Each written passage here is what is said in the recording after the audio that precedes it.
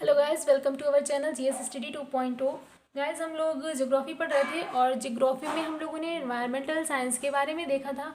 और हमने काफ़ी कोशिश की थी आपको कि बाय फिगर बताएं, क्योंकि बाय फिगर किसी चीज़ को अगर हम लोग पढ़ते हैं तो ईजिली हम लोग को तैयार हो जाता है। क्योंकि कहते नहीं, किसी चीज़ को अगर विजुअलाइज किया जाए, दिखाया जाए, तो वो चीज़ क्या हो जाती है, आसानी से हमें आ जाती है। क्वेश्चन तैयार करने में क्या होती है, प्रॉब्लम नहीं होती है। अब लेकिन ऐसे अगर हम लोग एक एक क्वेश्चन तैयार करें तो जीएस ना बहुत बड़ी है, उसको एक तो तैयार नहीं किया जा सकता। इसलिए हम कोशिश करते हैं इसको बाय फिगर तैयार करें, क्योंकि फिगर को याद करने में क्या होता है, आसानी होती है। तो चलिए हम लोग आगे बढ़ते हैं और भी देखते हैं। ये हमारा क्या है, भारत का नक्शा, ठीक है।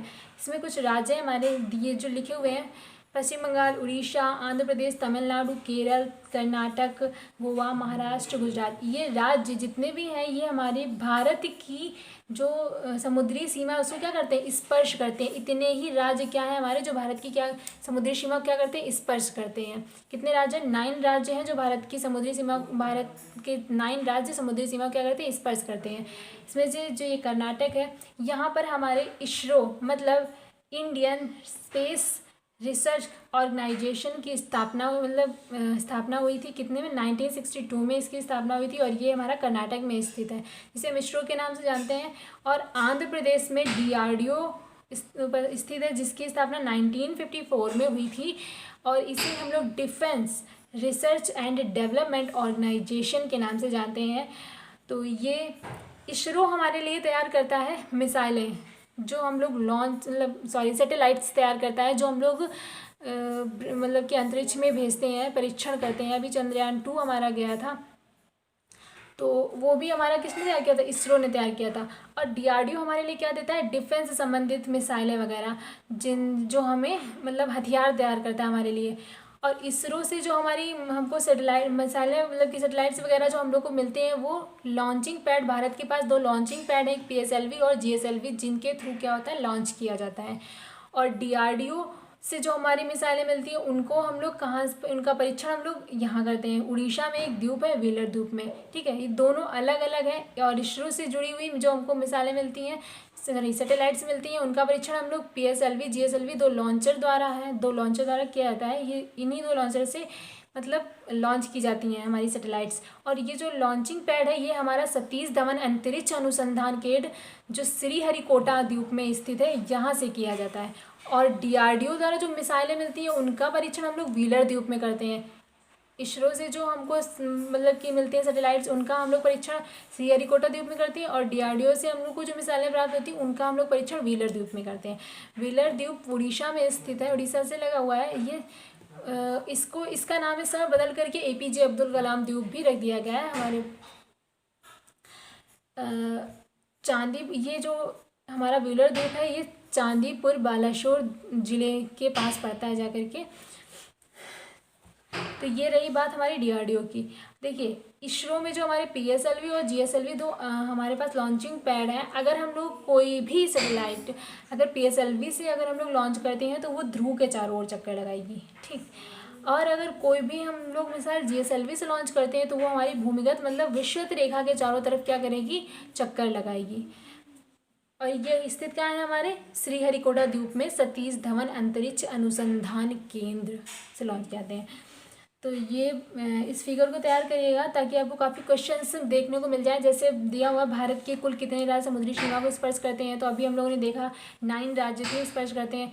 G=ATM, ये हमारे क्षेत्रफल के आधार पर है। जी हमारा गुजरात, ए हमारा आंध्र प्रदेश, टी मतलब तमिलनाडु और एम मतलब महाराष्ट्र, ठीक।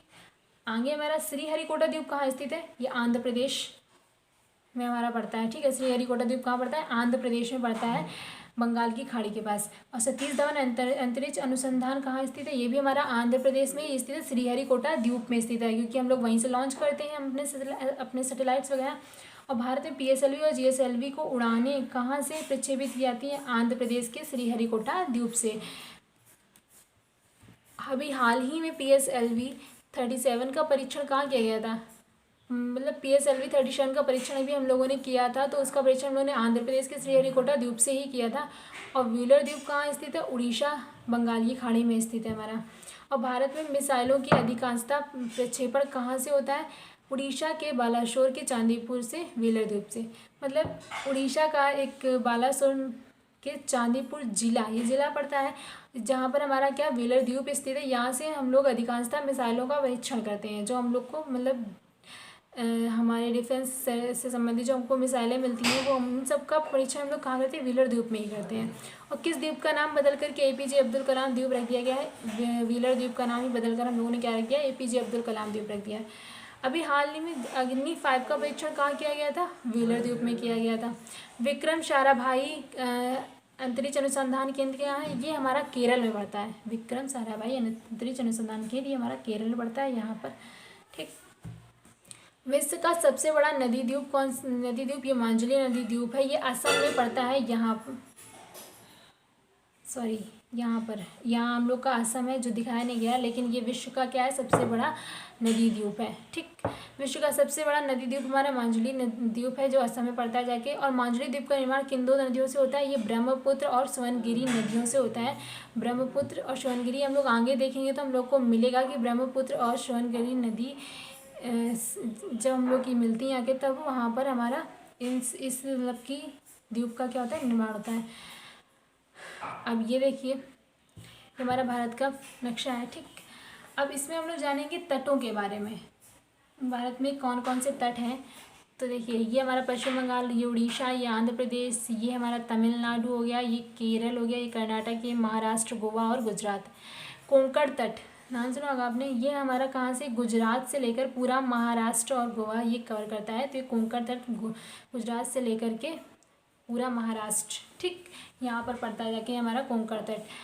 और कनारा तट हमारा कर्नाटक में पड़ता है। मालाबार तट हमारा केरल में पड़ता है। और कोरोमंडल तट हमारा तमिलनाडु में पड़ता है। उत्तरी सरकार भी ये भी हमारा एक तट है, ये हमारा कहाँ पड़ता है, आंध्र प्रदेश में जाकर। तो इस फिगर के थ्रू तैयार रखिएगा कि ये हमारा क्या हो गया, कोंकण तट। इतना पूरा हिस्सा हमारा क्या कहलाता है, कोंकण तट। और इसमें कर्नाटक में सिर्फ कनारा तट हमारा कर्नाटक में ही है। और मालाबार तट हमारा केवल केरल में पड़ता है। और आंध्र प्रदेश में हमारा उत्तरी सरकार पड़ता है। और तमिलनाडु हमारा कोरोमंडल तट पड़ता है, ठीक है। तो क्वेश्चंस आ जाते हैं हमारे, जैसे कोरोमंडल तट का विस्तार निम्नलिखित में से किस राज्य में है? तो गुजरात, महाराष्ट्र, गोवा, महाराष्ट्र, गुजरात और तमिलनाडु। तो तमिलनाडु में नहीं है, सिर्फ गोवा, महाराष्ट्र और कहाँ है, गुजरात में ही है इसका विस्तार। आगे आ जाता है, जैसे मालाबार तट किस राज्य में है? तो केरल राज्य में स्थित है। कोरोमंडल तट किस राज्य में है? तमिलनाडु में है। उत्तरी सरकार तट किस में है? आंध्र प्रदेश में है, ठीक। तो ये तटों से क्वेश्चन बनते हैं कुछ। अब आगे देखिए ये हमारे क्या है, जो फिगर है इसमें हमें दिखाया गया है कि बंदरगाहों के बारे में, ठीक है। चलिए देखते हैं ये फिगर। पश्चिम बंगाल, उड़ीसा, आंध्र प्रदेश, तमिलनाडु, केरल, कर्नाटक, गोवा, महाराष्ट्र, गुजरात, ठीक।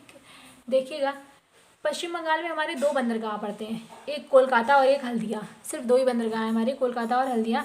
उड़ीसा में हमारा पारादीप है। और इसके बाद आंध्र प्रदेश से हमारे 3 बंदरगाह मतलब पड़ते हैं, विशाखापट्टनम, काकीनाडा और मोसलीपट्टनम, ठीक। 3 बंदरगाह सिर्फ हमारे आंध्र प्रदेश में। और तमिलनाडु हमारे पड़ते हैं एन्नौर, चेन्नई, तूतीकोरिन, ठीक। ये हमारे कहाँ पड़ते हैं, तमिलनाडु में। इधर ही हमारा केरल में पड़ता है हमारा कोच्चि।